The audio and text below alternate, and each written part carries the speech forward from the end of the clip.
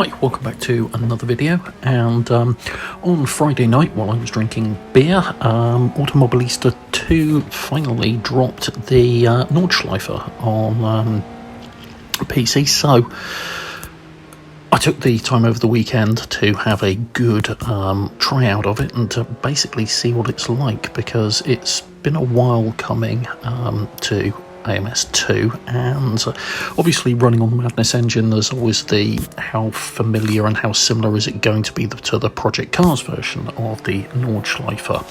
And with that in mind, I took to the track and ran quite a few different cars around there, trying to get a good feel for it, and did some back-to-back with Project Cars 2 as well.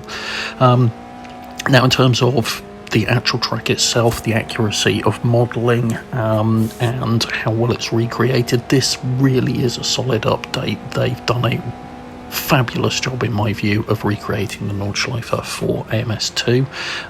It looks great. It's definitely got more detail in it, more character, and feels more alive than the Project Cars 2 version, which is really good news. And yeah, it's just got that level of polish. Now, that, I will add a slight caveat there, it's got that level of polish when it comes to the actual gameplay, which is perfect. When it comes to the replays, however, I did find some really weird ghosting on the car models, and also for some reason the audio was off. I actually run a Sony AV amplifier through a set of monitor audio speakers for the surround sound on my rig, and on replays, for whatever reason, it was only coming through the center channel on that. Now, I did then do some testing on other tracks in AMS to make sure it wasn't something that had crept in with the update. And no, sure enough, all the other tracks I tried, including the Nürburgring, which obviously came out a few days before the Nordschleife update, that was absolutely fine. They all work perfectly, and none of the ghosting on the vehicles as well. So I suspect we'll be getting a hotfix for that coming through soon, because it is a bit of a shame it does take away from it slightly, which is, you know, but at least it's not affecting the gameplay. Now, in terms of the back-to-back with Project Cars 2, one of the best things here is really it does, doing this, highlight just how much work Razer Studios have done with the Madness engine to lift it above Project Cars 2 and show really, and I know I've mentioned this in previous videos, what Project Cars 3 could have been if SMS had have actually stuck with it and put some hard work into there. Because the difference in force feedback between AMS2 and Project Cars 2 using the same engine is just night and day.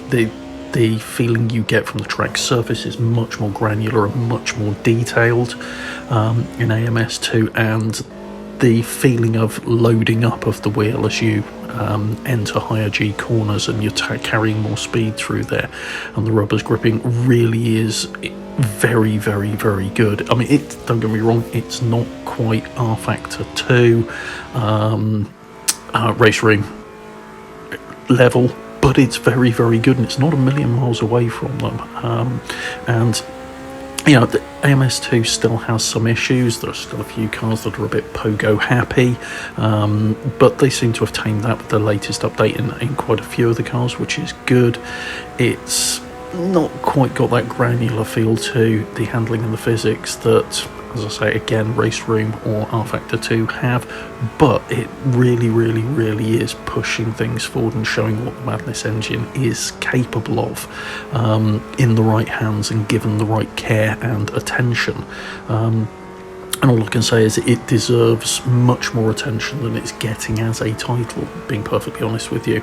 And yeah, if they carry on the way they're going, Automobilista 2 is going to be one of those unsung gems of the current era of sim racing, and it deserves more success than it's getting. So yeah, if you haven't bought into it yet, it's well worth a punt in my view. It is one of those titles that hides away, doesn't have a huge number of players at the present moment. Interestingly, it's got more players on Steam than Project Cars 3 has. But yeah, it really does deserve more love and more attention than it's getting, because it is a great title with a lot of promise going forward. A really unusual track listing as well with the Brazilian content, and the Nordschleife just adds to that. So all round thumbs up for Razer Studios in this. AMS has got a bright future ahead of it by the looks of things. Sorry, AMS2. So yeah, there we go. If you found this useful, please do hit the like button, and if you want to see more content like this, please do subscribe to the channel and hit the bell icon to be notified when new content gets uploaded. Thanks very much.